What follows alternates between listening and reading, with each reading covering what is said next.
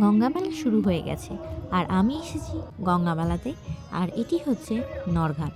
নরঘাটের নদীর দুপাড়েতেই মেলা হয় এবং দুপারেই মন্দির আছে, পুজো হয় এবং এই মেলার দুটো ভালোই বড় হয়।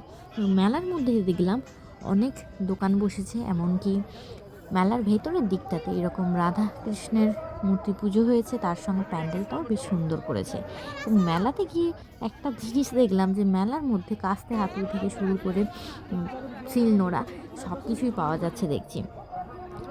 শাঁখের দোকানও বসেছে একটা, তার সাথে মাটির আর কড়ি দু রকমেরই মূর্তিও রয়েছে। এই মেলার ভেতরে ফুলের দোকান দেখলাম একটা রয়েছে। আমি আমার চ্যানেলে নানান রকম ভিডিও পোস্ট করে থাকি, তো আপনাদের যদি আমার চ্যানেলের ভিডিওগুলো ভালো লাগে তাহলে অবশ্যই কমেন্টে জানাবেন আর সাবস্ক্রাইব করে আমার পাশে থাকবেন আর সাথে বেল নোটিফিকেশান অন করবেন।